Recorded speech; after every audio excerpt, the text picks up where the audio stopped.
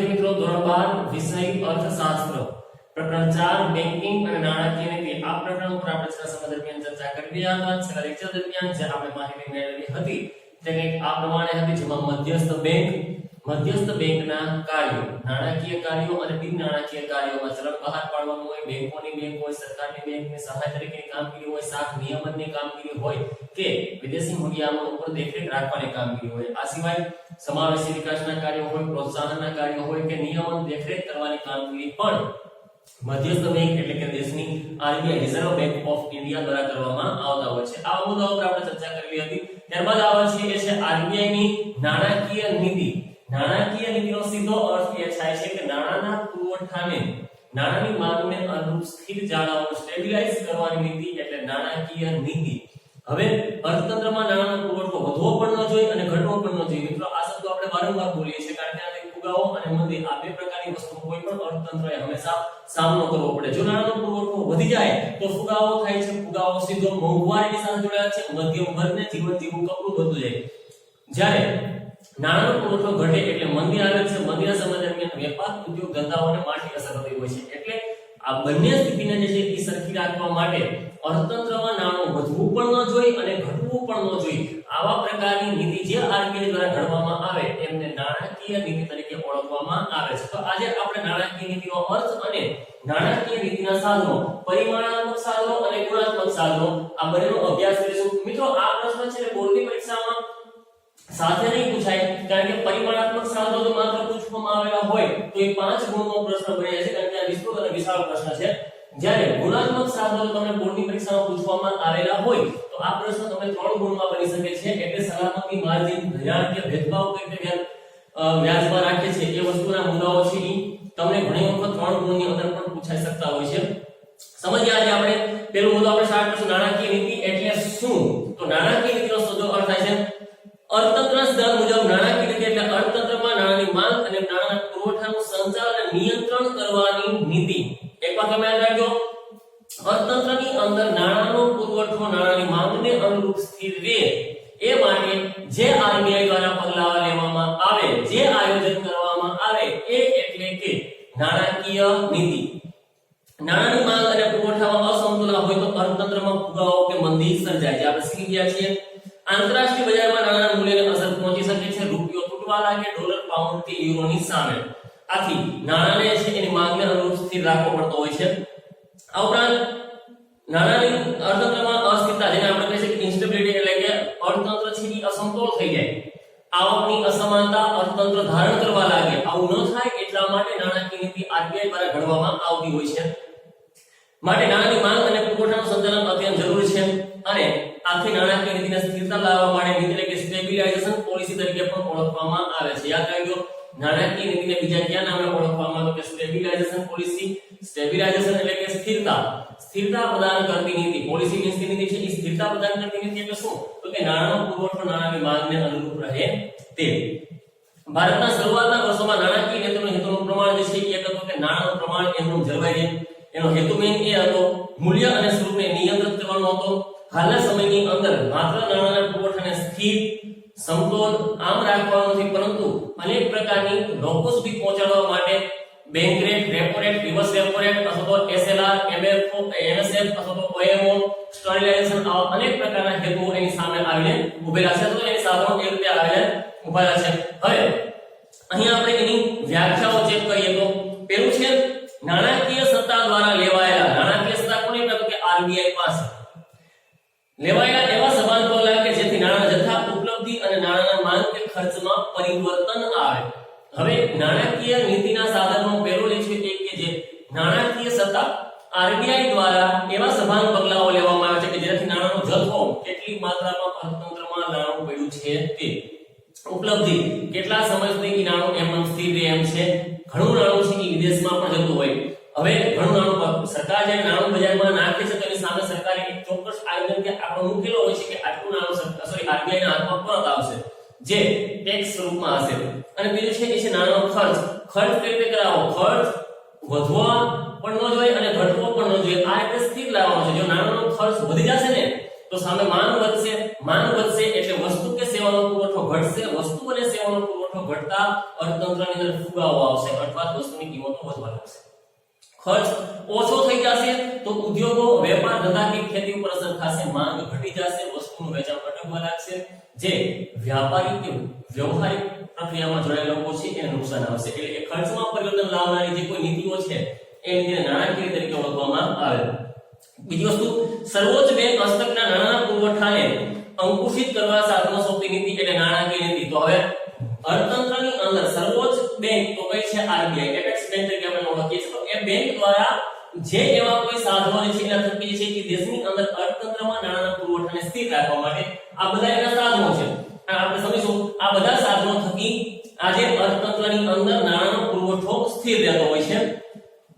સાદા શબ્દોમાં કેવું હોય તો દેશમાં આર્થિક વિકાસની પ્રક્રિયાને ધ્યાનમાં રાખી પ્રજાનું હિત જાળવીને આર્થિક સ્થિરતા માટે સર્વોચ્ચ બેંક દ્વારા નાણાંનો પુરવઠો અંકુશિત કરવાની નીતિ એટલે નાણાકીય નીતિ. સીધી જ વસ્તુ છે. મેં તમને ઉદાહરણ પણ આપ્યું. વેનેઝુએલા હોય, ઝિમ્બાબ્વે હોય, જે આવા દેશો હતા ભૂતકાળની અંદર પોતાના દેશની અંદર નાણાંના પુરવઠાને સ્થિર રાખી શક્યા નહીં. એટલી માત્રામાં નાણાંનો પુરવઠો વધી ગયો કે જેના કારણે વસ્તુનો ફુગાવો સર્જાયો. તો અહીં સર્વોચ્ચ બેંક દ્વારા પ્રજાના હિતમાં ધ્યાન રાખી અને નાણાંના પુરવઠાને અંકુશમાં રાખવા માટેના જે પ્રયાસો થાય છે એ એટલે નાણાકીય નીતિનો ભાગ. મેં અગાઉ પણ કીધું પુરવઠો વધવો પણ ન જોઈએ અને ઘટવો પણ ન જોઈએ. તો બેંક આરબીઆઈ એના માટે શું કરે? તો આરબીઆઈ એના માટેના બે પ્રકારના સાધનો છે. એક છે આંકડાકીય અથવા પરિમાણાત્મક સાધનો અને બીજા છે કોઈ રિલેટેડ છે જે ગુણાત્મક સાધનો તરીકે પણ આપણે ઓળખી શકીએ. પહેલા વાત કરીએ આપણે બેંક રેટની. મિત્રો ઘણી વખત છે પરીક્ષાની અંદર બેંક રેટ એટલે શું? તો બે માર્કમાં પૂછાય. રેપો રેટ અને રિવર્સ રેપો રેટનો અર્થ આપો. તો આ બે આમાં પણ પ્રશ્નમાં બે માર્કમાં પૂછાઈ શકે. હવે સમજીએ પેલું છે બેંક રેટ. જ્યારે વેપારી બેંક નાણાંનો અછત અનુભવે ત્યારે આરબીઆઈ પાસે નાણાં ઉધાર લે છે. આરબીઆઈ વેપારી બેંકને લાંબા ગાળા માટેનું જે ધિરાણ આપે છે અને એની ઉપર જે વ્યાજ વસૂલે છે તે રેટ એટલે કે બેંક રેટ. સીધા શબ્દોમાં યાદ રાખજો. આજે કોઈ પણ વેપારી બેંક જ્યારે પોતાની પાસે રહેલા નાણાં કરતાં વધુ નાણાં જ્યારે જરૂરિયાત અનુભવે છે અથવા તો નાણાંની અછત અનુભવે છે ત્યારે એ ક્યાં જાય છે? એ આરબીઆઈ પાસે જાય છે. આરબીઆઈ એને એ નાણું આપે છે પણ ક્યાં રૂપિયા? ધિરાણના સ્વરૂપમાં આપે છે, જે લોન સ્વરૂપમાં હોય છે. કેવા સમય માટે હોય છે? લાંબા સમય માટે. લાંબા ગાળા માટે આરબીઆઈ વેપારી બેંકને જે ધિરાણ આપ્યું એની ઉપર આરબીઆઈ જે વ્યાજનો દર વસૂલ્યો એને કહી શકાય બેંક રેટ. હવે આનો શું થશે? તો આજે આરબીઆઈ વેપારી બેંક પાસે વધુ વ્યાજનો દર લીધો એટલે લોન મોંઘી બને સામાન્ય વ્યક્તિને લેવી. કારણ કે આ વેપારી બેંક આરબીઆઈ પાસે જાય છે. આરબીઆઈ છે કે એકંદરે વેપારી બેંકને ધિરાણ આપે. વેપારી બેંકની ધિરાણ કોને આપે? સામાન્ય પ્રજાને. એટલે જ્યારે બેંક રેટ વધે ને ત્યારે લોન મોંઘી બને. કારણ કે વેપારી બેંકને પણ આરબીઆઈ પાસે નાણું મોંઘું લેવું છે. આથી એ પણ પ્રજાને છે કે ઊંચા વ્યાજે નાણું આપશે. ઘણી વખત અર્થતંત્રમાં નાણાંની અછત અનુભવાતી હોય ત્યારે બેંક રેટ ઘટાડી નાખવામાં આવે. વેપારી બેંકોને આરબીઆઈ પાસેથી ધિરાણ લેવું સસ્તું લાગે તો અહીં ધિરાણ સસ્તું બન્યું. આથી વેપારી બેંકો આરબીઆઈ પાસેથી સસ્તા દરે ધિરાણ લે અને લોકોને પણ સસ્તા દરે ધિરાણ આપે છે. આથી લોકોના હાથમાં નાણું આવતા અર્થતંત્રમાં ફરી પાછો નાણાંનો પુરવઠો ધીમે ધીમે વધવા લાગે છે. આમ બેંક રેટ છે ને એ દેશની અંદર અર્થતંત્રમાં નાણાંનો પુરવઠો વધારવો કે ઘટાડવો એ આરબીઆઈ પોતે નક્કી કરી શકે બેંક રેટ થ્રુ. સમજીએ. ત્યારબાદ જ્યારે નાણાંની માંગ કરતા નાણાંનો પુરવઠો વધુ હોય ત્યારે ફુગાવો સર્જાય અને એનાથી ઉલટું હોય તો મંદી સર્જાય છે. જ્યારે બેંક રેટ વધુ હોય તો શું થશે? તો કે બેંક રેટ વધુ હોવાથી એકંદરે અર્થતંત્રમાં ફુગાવો થશે નહીં. શા માટે?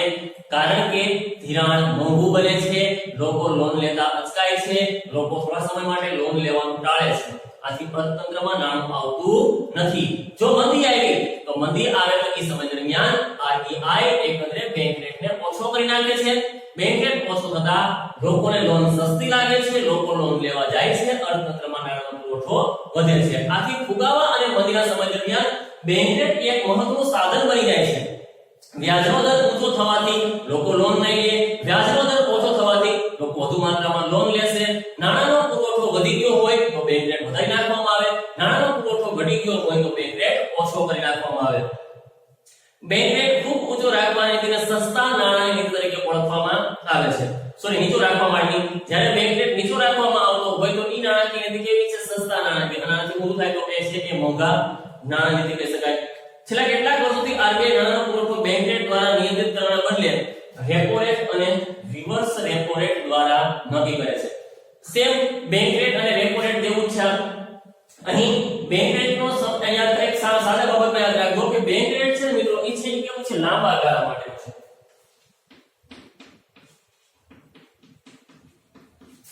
આ છે ને એ ખૂબ જ ટૂંકા માટે છે. રેપો રેટ અને બેંક રેટ આ બંને એક સરખા એક સમાન કહી શકાય. બેંક રેટ છે એ લાંબો છે, રેપો રેટ છે એ ટૂંકા સમય માટે છે. રેપો શું કામ આને કહેવાય? રીપર્ચેઝ, નાણાંની ખરીદી કહી શકાય એ માટે રેપો રેટ શબ્દ વાપર્યો છે. રેપોમાં રેપો એટલે રીપર્ચેઝ, તો રીપર્ચેઝ ઉપરથી રેપો એવો શબ્દ બનાવ્યો છે. સમજીએ. રેપો રેટ જ્યારે વેપારી બેંકોને ખૂબ ટૂંકા ગાળા માટેને નાણાંની જરૂર પડતી હોય ત્યારે વેપારી બેંક આરબીઆઈ પાસે ટૂંકા સમય માટે ધિરાણ લેવા જાય છે. એની ઉપર જે વ્યાજનો દર વસૂલવામાં આવે એને રેપો રેટ તરીકે ઓળખવામાં આવે. તમને થશે કે બેંક રેટ અને રેપો રેટ બે સેમ જ છે. છેલ્લા સમય દરમિયાન ઘણા વર્ષોથી બેંક રેટ ને ની જગ્યાએ રેપો રેટ શબ્દ તમે ઘણી અવારનવાર છાપવામાં વાંચ્યું છે કે આરબીઆઈ દ્વારા રેપો રેટ વધારવામાં આવ્યો, આરબીઆઈ દ્વારા રેપો રેટ ઘટાડવામાં આવ્યો. હવે રેપો રેટ છે ટૂંકા ગાળા માટે છે. કેટલા દિવસ? તો કે 1 દિવસ માટેનું પણ હોય ધિરાણ, 7 દિવસ માટેનું પણ હોય અને 15 દિવસ માટેનું પણ હોય. તમે ત્રણ શબ્દ યાદ રાખજો. જો મધ્યમ ગાળા માટે ધિરાણ હોય તો રેપો રેટની અંદર વેપારી બેંક છે કે આરબીઆઈ પાસે જ્યારે ટૂંકા સમય માટે નાણું લેવા જાય તો 1 દિવસ માટેનું પણ હોય, 7 દિવસ એટલે કે 1 અઠવાડિયા માટેનું પણ હોય મધ્યમ હોય તો, લાંબા ગાળા માટે એટલે કે થોડા દિનથી વધુ હોય તો 2 અઠવાડિયા 15 દિવસ માટેનું પણ એ ધિરાણ હોઈ શકે. 1 7 15 રેપો રેટમાં આ આંકડો ખાસ યાદ રાખજો. રેપો રેટની અંદર ધિરાણ છે એ કયા સમય માટે આપવામાં આવતું હોય? 1 દિવસ, 7 દિવસ અને 15 દિવસ માટે. ટૂંકા ગાળા માટે છે. બેંક રેટ છે એ ખૂબ જ લાંબા સમયગાળા માટે છે. આમ આરબીઆઈ વેપારી બેંકને જ્યારે નાણું આપે અને એની ઉપર જે વ્યાજ વસૂલવામાં આવે એને આપણે રેપો રેટ તરીકે ઓળખીએ છીએ. રેપો રેટમાં રેપો એટલે રિપર્ચેઝ રેટ. ટૂંકા ગાળાનું આવું ધિરાણ લેવા માટે વેપારી બેંકો આરબીઆઈ પાસે પોતાની કોઈ પણ જામીનગીરીઓ છે એ વટાવદરે મૂકે છે અને બદલામાં એ પોતે ધિરાણ મેળવે છે. સેમ આપણે જેમ કોઈ પણ પ્રકારની લોન લેવા જઈએ ત્યારે આપણે આપણી બેંકને કોઈ પણ પ્રકારની સલામતી બતાવવી પડે કે તમારી લોન તમને પરત મળી જશે. એટલા માટે આરબીઆઈ પણ જ્યારે વેપારી બેંકોને કોઈ પણ પ્રકારનું ધિરાણ આપે છે ત્યારે ધિરાણ આપતી વખતે એમની પાસે અમુક પ્રકારની વસ્તુઓ પોતાની પાસે ગીરવે મુકાવડાવે છે. એની ઉપર જ્યારે માર્જિન કરીને એટલે કે જ્યારે માર્જિન અર્થાત કે કોઈ 1 લાખની વસ્તુ મૂકી છે તો એની ઉપર 70,000 નું તમને વ્યાજ મળે એ માર્જિન નક્કી કરી અને એકંદરે આરબીઆઈ છે એ વેપારી બેંકને ટૂંકા ગાળા માટે ધિરાણ આપે છે. એને આપણે રેપો રેટ કહીએ છીએ. હવે રિવર્સ રેપો રેટ શું છે? અહીં મેં તમારા લખાણમાં ભૂલ છે. અહીં આપણે શબ્દ યાદ રાખીશું reverse repo rate. Reverse repo rate શું છે? રિવર્સ રેપો રેટમાં ઊંધું થાય છે. રેપો રેટની અંદર શું હતું તો કે રેપો રેટની અંદર આરબીઆઈ છે એ વેપારી બેંકને ધિરાણ આપતી હતી. અહીં ધિરાણ કોણ લેવા ગયું છે? વેપારી બેંક. કોની પાસે? આરબીઆઈ પાસે. કેમાં? તો કે રેપો રેટની અંદર. તો રિવર્સમાં શું થાય? તો રિવર્સ રેપોમાં વેપારી બેંક પાસે આરબીઆઈ ધિરાણ લેવા આવે. ઊંધું થાય છે. વેપારી બેંક જો આરબીઆઈ ને ધિરાણ આપે, આરબીઆઈ ને ધિરાણની કોઈ જરૂરિયાત નથી. આ એક નાણાકીય નીતિનું સાધન છે. યાદ રાખજો. શા માટે? કે જ્યારે લોકો વધુ પ્રમાણમાં લોન લઈ રહ્યા હોય, આ તબક્કા દરમિયાન અર્થતંત્રની અંદર નાણાંનો પુરવઠો વધી ગયો હોય, આરબીઆઈ ને આવું લાગે ત્યારે આરબીઆઈ વેપારી બેંકોને વ્યાજના દર પોતે વધુ આપશે એ પણ પોતે નક્કી કરે છે. આરબીઆઈ જે બજારને ઉદાહરણ તરીકે માનો કે બજારને છે કે વેપારી બેંક 8% ના દરે ધિરાણ આપે છે તો આરબીઆઈ પોતે છે કે એકંદરે વેપારી બેંકોને આકર્ષવા માટે વ્યાજના દર 9% કરી નાખે છે. જો વેપારી બેંક આરબીઆઈ ને ધિરાણ આપશે, વેપારી બેંક આરબીઆઈ ને ધિરાણ આપશે તો એની ઉપર આરબીઆઈ છે 9% વ્યાજ વેપારી બેંકને ચૂકવશે. આવું ઉદાહરણ લેવા દો, કાલ્પનિક ઉદાહરણ છે, ચૂકવશે. તો અહીં પ્રજાને જે ધિરાણ આપવામાં આવતું કે 8% હતું, આરબીઆઈ ને ધિરાણ આપે છે 9% થી વેપારી બેંકને 1% નો લાભ થાય છે. આથી એ સમય દરમિયાન પ્રજાને ધિરાણ આપવાનું બંધ કરી દેશે. મોટા ભાગનું ધિરાણ ક્યાં જવા દેશે? આરબીઆઈ પાસે. હવે આરબીઆઈ પાસેથી નાણું જાય છે કે આરબીઆઈ પાસે જમા થાય છે, અર્થતંત્રમાં જતું નથી. અર્થતંત્રમાં જો નાણાંનો પુરવઠો ઘટાડવો હોય તો રિવર્સ રેપો રેટ વધારી નાખવામાં આવે. રિવર્સ રેપો રેટ વધતા વેપારી બેંકો આરબીઆઈ ને ધિરાણ આપવા આકર્ષાય છે. જ્યારે વેપારી બેંકો આરબીઆઈ ને ધિરાણ આપે છે તો આના કારણે અર્થતંત્રમાં એ નાણું જતું નથી, પરંતુ ભારતની મધ્યસ્થ બેંકમાં એ નાણું જમા થવા લાગે છે. આથી કહી શકાય કે અર્થતંત્રમાં નાણાંના પુરવઠાને ઘટાડવો હોય તો આરબીઆઈ મોટા ભાગે નાણાંની જરૂર ન હોવા છતાં પણ એ અમુક સમય માટે વેપારી બેંકની પાસે શું થાય છે, ધિરાણ લેવા માટે જાય છે. તો હવે બે વસ્તુ તમે સિમ્પલી યાદ રાખી લો. રેપો રેટમાં શું હતું ને રિવર્સ રેપો રેટમાં. રેપો રેટમાં વેપારી બેંક આરબીઆઈ પાસે જશે, રિવર્સ રેપો રેટમાં આરબીઆઈ વેપારી બેંક પાસે આવશે. આ બંને જે છે એ એકંદરે નાણાકીય નીતિનું એક શ્રેષ્ઠ સાધન કહી શકાય કે અર્થતંત્રમાં નાણાંનો પુરવઠો ઘટાડવા પણ ન દેવો અને વધવા પણ ન દેવો. જેમ બેંક રેટ વધે તો શું થતું હતું? લોકો લોન લેતા નથી, કારણ કે વ્યાજ દર કેવા હોય છે, ઊંચા. એમ રેપો રેટમાં પણ રેપો રેટ વધે એટલે શું થાય? લોન મોંઘી બને, લોકો લોન લેતા નથી. આથી અર્થતંત્રમાં નાણું આવતું નથી. જો મંદી હોય તો રેપો રેટ શું કરવામાં આવે? ઘટાડી નાખવામાં આવે. આથી લોકો વધુ પ્રમાણમાં લોન લેવા માટે જાય છે. રિવર્સ રેપો રેટ પર શું કરવામાં આવ્યું? રિવર્સ રેપો રેટની અંદર કોણ ધિરાણ લેવા આવ્યું? આરબીઆઈ. કોની પાસે? વેપારી બેંક, એચડીએફસી, એસબીઆઈ, એક્સિસ વગેરે વગેરે પ્રકારની પાસે બેંકોની પાસે શું જાય છે? લોન લેવા જાય છે. શા માટે લોન લેવા ગઈ છે? એકંદરે આરબીઆઈ ને કોઈ નાણાંની અછત કે તંગી નથી, પણ પોતે અર્થતંત્રની અંદર નાણાંના પુરવઠાને જવા દેવા માંગતી નથી. જો લોકોને લોન મળ્યા રાખશે તો એ લોન થકી અર્થતંત્રમાં નાણાંનો પુરવઠો વધારે રાખશે.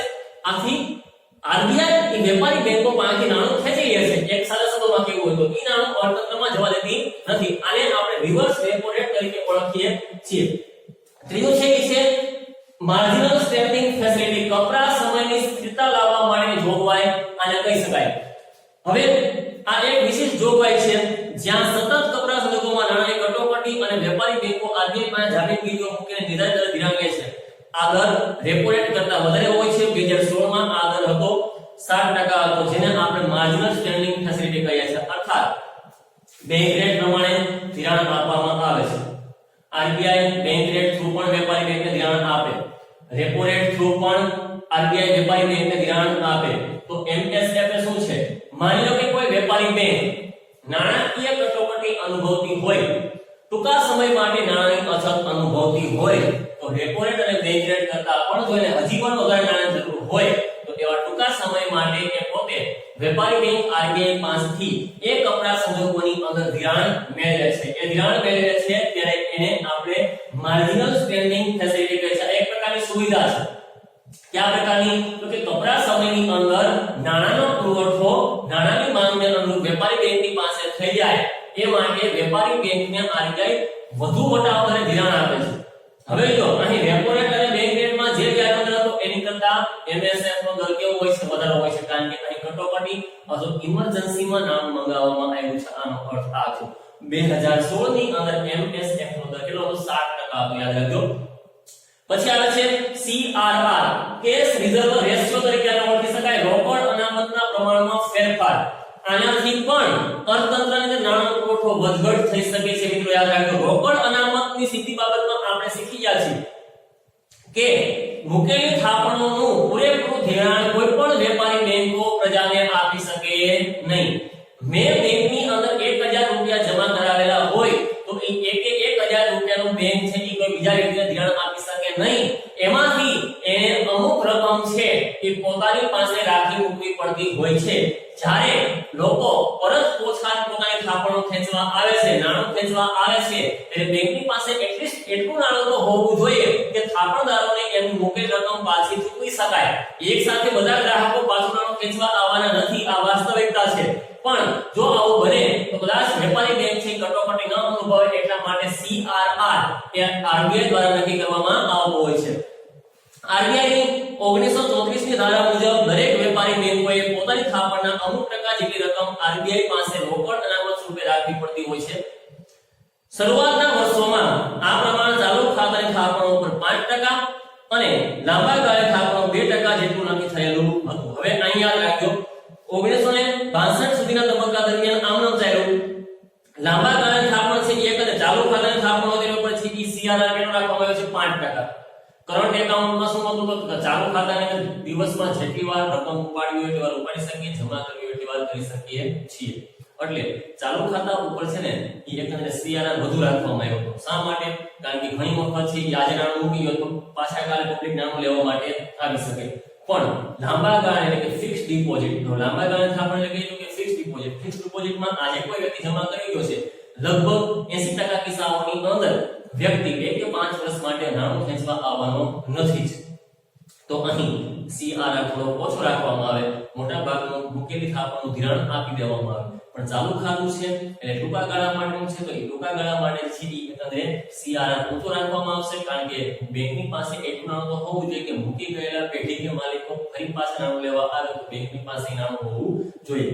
પણ આ બધું છે ને 1962 પહેલા ચાલતું, 1962 પછીના કુલ થાપણની તો શું કરવાનું કે કુલ થાપણો ગમે એવો ચાલુ ખાતું હોય, બચત હોય, રિકરિંગ હોય કે ફિક્સ હોય, આની ઉપર 3 થી 15% ની વચ્ચે CRR રાખવાનું નક્કી કરવામાં આવ્યું છે.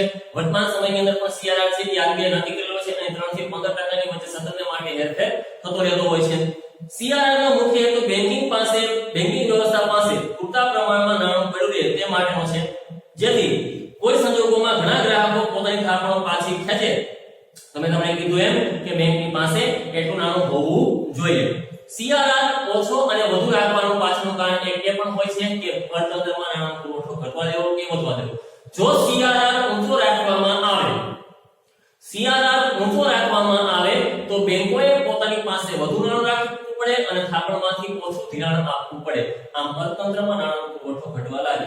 CRR નીચો રાખવામાં આવે તો બેંકોએ પોતાની પાસે નાણું ઓછું રાખી મૂકવું પડે અને થાપણનું મોટા ભાગનું ધિરાણ આપી દેવામાં આવે, આથી અર્થતંત્રમાં નાણાંનો પુરવઠો શું થાય છે? વધી જાય છે. ત્યારબાદ છે સ્ટેચ્યુટરી લિક્વિડિટી રેશિયો તરીકે આને ઓળખી શકે SLR, કાયદા માન્ય પ્રવાહિતાનું પ્રમાણ. અહીં પણ CRR જેવું છે કે CRR ની અંદર બેંકો રોકડ નામ પોતાની પાસે નાણું જ પોતાની પાસે રાખે છે, પણ SLR માં એવું નથી. SLR ની અંદર એને પોતે 25% જેવું ક્યાંક ને ક્યાંક રોકાણ કરી રાખવું પડશે. બેંકિંગ રેગ્યુલેશન એક્ટ મુજબ દરેક વેપારી બેંકે CRR થી જુદા અને પોતાની પાસે પડેલી કુલ થાપણો જે બધા ગ્રાહકો મૂકી ગયા છે કુલ થાપણોના 25% જેટલું મૂલ્યને જે છે કે એકંદરે નગદ વસ્તુ, સોનું, ચાંદી, ધાતુ અથવા તો જામીનગીરીઓ સ્વરૂપે પોતાની પાસે રાખવું પડતું હોય છે. અને કાયદા માન્ય પ્રવાહિતાનું પ્રમાણ તરીકે, કાયદા માન્ય લિક્વિડિટી રેશિયો તરીકે આપણે ઓળખી શકીએ છીએ. એટલા માટે કે આ 25% એ એક પ્રકારની અનામત મૂડી છે વેપારી બેંકની પાસે. ઘણી બેંકો તમે છાપામાં વાંચો ઉઠી જાય છે મીન્સ કે ઘણી વખત એને ઘોટાળો થવાને કારણે નુકસાન થતું હોય છે. આવી નુકસાનની સ્થિતિની અંદર પણ એની પાસે પડેલી કુલ થાપણના જો 25% માં ક્યાંક ઇન્વેસ્ટમેન્ટ કરેલું હશે તો પોતે ઈ નાણું જે છે કે વેચીને જામીનગીરીઓના સ્વરૂપમાં હોય, સોના ચાંદી કે બોન્ડના સ્વરૂપમાં હોય તો એને વેચીને પોતે ઈ 25% રકમ એકત્રિત કરી લેશે અને ઈ એકત્રિત કરેલી રકમ પબ્લિકને પાછી આપી દેશે. તમે વચ્ચેના તબક્કામાં યસ બેંક છે, આ યસ બેંકના ઉદાહરણ તમે સાંભળ્યા છે, PNB હાઉસિંગ PNB બેંક હોય, આવી બેંક પણ તમે નામ સાંભળેલા હશે. તો એવી બેંકોને છે કે કપરા સમય દરમિયાન આ 25% છે ને એ રકમ ખૂબ જ કામ લાગતી હોય છે. તો CRR થી વિપરીત શું છે? SLR. હવે CRR માં શું રાખવામાં આવતું?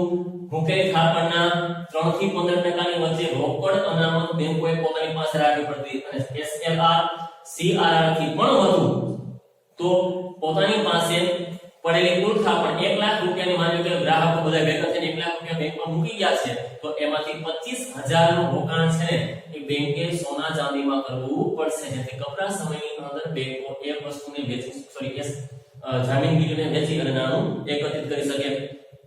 SLR ઊંચું હોય તો બેંકોની થાપણમાં વધુ પ્રમાણમાં સરકારી જામીનગીરીઓમાં રોકાય છે, આથી ધિરાણ કેવું જાય છે? ઓછું જાય છે. આ પણ નાણાકીય નીતિનું સાધન થયું. કઈ રીતે? તો કે જો RBI SLR વધારી નાખે, થાપણમાં 25% કે 30% કરી નાખ્યું, પેલા 25% હતો, માન્યો કે ઉદાહરણ તરીકે 30% કરી નાખ્યું, આવું થશે નહીં પણ 25% લેશે, પણ માન્યો કે 25% કે 30% કરી નાખ્યું તો પેલા છે ને 25% હતો હવે 30% થવાથી 5% વધુ એને પોતે બેંકે પોતાની પાસે રાખવું પડશે, નાણું રોકાણ કરવું પડે સોના ચાંદીની અંદર. આ 5% નાણું પેલા ધિરાણ સ્વરૂપે હતું, હવે 5% પોતાની પાસે રોકાવા મળ્યું છે, ઇન્વેસ્ટ થવા મળ્યું છે, આથી પબ્લિક પાસે નાણું આવતું નથી. SLR નીચું રાખવામાં આવે તો વેપારી બેંકોએ સોના ચાંદી ધાતુ કે નગદમાં રોકાણ ઓછું કરવું પડે અને પોતે એને એકંદરે ઈ નાણાંને ધિરાણ સ્વરૂપમાં આપી શકે. એટલે આનાથી પણ એકંદરે અર્થતંત્રની અંદર છે ઈ વ્યવસ્થા નાણાંની કરી શકાય છે. ઓપન માર્કેટ ઓપરેશન, ખુલ્લા બજારના કાર્ય તરીકે આને ઓળખી શકાય. અર્થતંત્રમાં નાણાંનો પુરવઠો વધારવા કે ઘટાડવા RBI ખુલ્લા બજારમાં સરકારી જામીનગીરીઓનું ખરીદ વેચાણ કરે છે. એટલે કે જ્યારે અર્થતંત્રની અંદર નાણાંનો પુરવઠો વધી ગયો હોય તો આરબીઆઈ શું કરે છે તો કે આરબીઆઈ વેપારી બેંકો કે પબ્લિકને અમુક પ્રકારનું આમંત્રણ આપી અને એની હરાજી કરે છે પોતાની પાસે રહેલી જામીનગીરીઓનું. હવે જો શું થશે કે કોઈ સોનું ચાંદી છે કે અથવા તો કોઈ જમીન મિલકતો છે આનું શું કરવામાં આવશે વેચાણ કરવામાં આવશે જો અર્થતંત્રમાં નાણાંનો પુરવઠો વધી ગયો હોય તો. એટલે શું થશે કે લોકો શું કરશે વેપારી બેંકો કે વેપારી બેંકો મોટા ભાગે આરબીઆઈ ની જામીનગીરીને ખરીદશે અને એના બદલે માનો કે 1 કરોડની જામીનગીરી ખરીદશે તો 1 કરોડની જામીનગીરી છે જમીન સ્વરૂપમાંથી માની લો કે તો 1 કરોડની જમીન સ્વરૂપની જામીનગીરી ખરીદ્યા પછી એ પોતે આરબીઆઈ ને 1 કરોડ આપે છે. જો ઈ 1 કરોડ રૂપિયા આરબીઆઈ ને ન આપ્યા હોય તો વેપારી બેંક 1 કરોડ નું શું કરે લોન આપે. લોન આપો તો ક્યાં જાય બજારમાં જાય. નાણાં પુરવઠો શું જાય વધે. એ નાણાં પુરવઠો બજારમાં વધતો હોય ને એટલે આરબીઆઈ શું કરે છે જામીનગીરીઓને વેચવા કાઢે છે અને ઈ નાણું બધું ક્યાં રાખે છે પોતાની પાસે રાખે છે. આનાથી ઉલટું થાય તો એકંદરે ખરીદવાનું ચાલુ કરશે એટલે શું થયું કે અર્થતંત્રમાં નાણાંનો પુરવઠો ઘટી ગયો છે વેપારી બેંકો પાસે નાણાંનો પુરવઠો ઘટી ગયો છે તો સેમ આ તબક્કા દરમિયાન શું કરશે તો કે પોતે અમુક પ્રકારની જામીનગીરીઓ ખરીદશે. કોણ આરબીઆઈ. જ્યારે અર્થતંત્રમાં નાણાંનો પુરવઠો ઓછો થયો હોય ત્યારે માનો કે 1 કરોડની કોઈ જામીનગીરી ખરીદી છે જામીનગીરીનું કઈ ખરીદ વેચાણ ન કરી શકાય કે આપણે ભાઈ 1 કરોડની આ જમીન આપીને બદલામાં 1 કરોડના ઘઉં આપો આવું થઈ શકે નહીં. એનાથી ફુગાવો ન થાય એટલે શું કરશે આરબીઆઈ 1 કરોડની માન્યો કે જમીન મિલકત ખરીદી છે આવું નથી શક્ય જમીન મિલકતમાં પણ માન્યો કે આવું બન્યું તો 1 કરોડની જમીન પોતે લીધી બદલામાં 1 કરોડ છે ઈ પૂરું નાણાંના પુરવઠામાં ઠાલવા વેપારી બેંકને અપનાવનાર કોઈ પણ વ્યક્તિને 1 કરોડ આપ્યા તો આ 1 કરોડ રૂપિયા અર્થતંત્રમાં નાણાંનો પુરવઠો શું થયો વધી ગયો. એટલે આરબીઆઈ છે ઈ આને ઓપન માર્કેટ ઓપરેશન કહે છે. નાણાંનો પુરવઠો ઘટતો હોય તો પોતાની પાસે જામીનગીરીઓ છે નાણાંનો પુરવઠો ઘટતો હોય તો વેપારી બેંકો પાસે જામીનગીરીઓને ખરીદે છે. નાણાંનો પુરવઠો વધી ગયો હોય અર્થતંત્રમાં તો લોકોને કે વેપારી બેંકને પોતાની જામીનગીરીઓ વેચે છે અને બદલામાં નાણું મેળવે છે.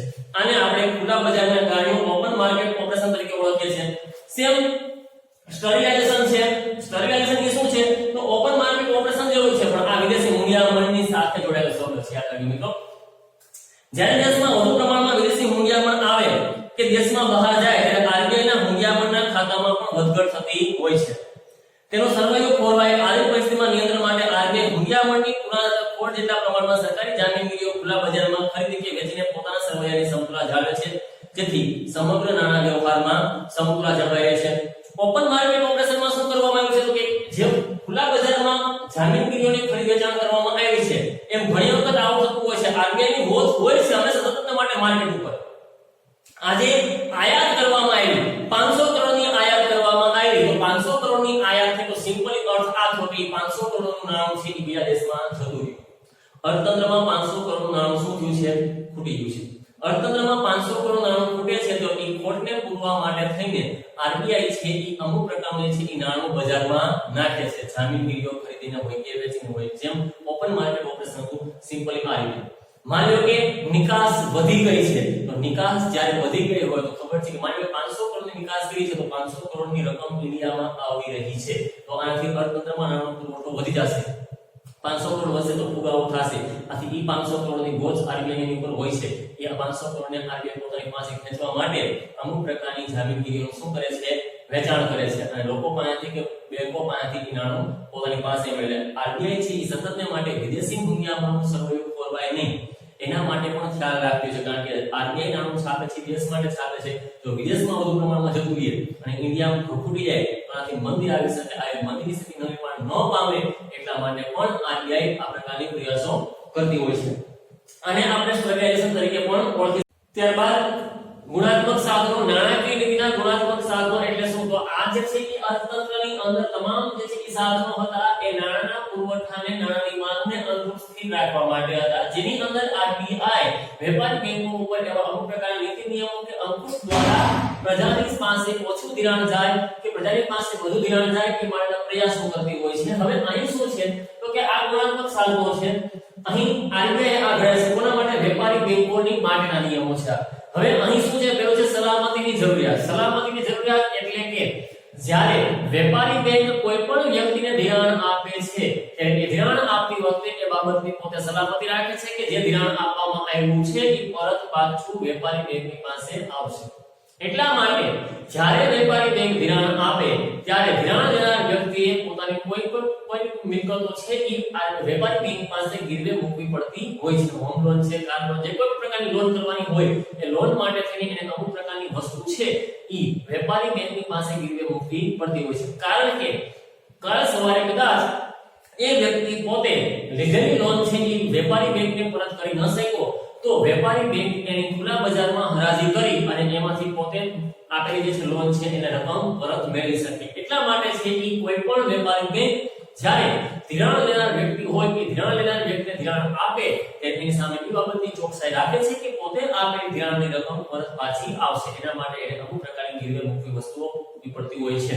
તમે ગોલ્ડ લોન નામ સાંભળ્યું છે તો એમાં સોનું મૂકવામાં આવે, સોના ઉપર ધિરાણ આપવામાં આવતું હોય તો ફિક્સ ડિપોઝિટ એફડી ઉપર પણ છે કે લોન મળી શકે. કોઈ વ્યક્તિનું ફિક્સ ડિપોઝિટમાં ખાતું હોય તો એ પોતે એફડી ને છે એ અમુક પ્રકાર ત્યાં બેંકની પાસે જમા કરાવી શકે. કોઈ વીમાની પોલિસી હોય તો વીમા પોલિસી પણ બેંક વેપારી બેંકની પાસે જમા કરાવીને લોન મેળવી શકે. કાલ સવારે જો એ વ્યક્તિ રકમ ચૂકવી ન શકે તો એવા તબક્કા દરમિયાન વેપારી બેંક છે એ પોતે મેળવેલી જે છે ગીરવે રાખેલી કોઈ પણ વ્યક્તિની વસ્તુ છે એને હરાજી કરી અને બજારમાં વેચી એમાંથી રકમને પરત મેળવી શકે. આને આપણે સલામતીની જરૂરિયાત તરીકે ઓળખીએ છીએ.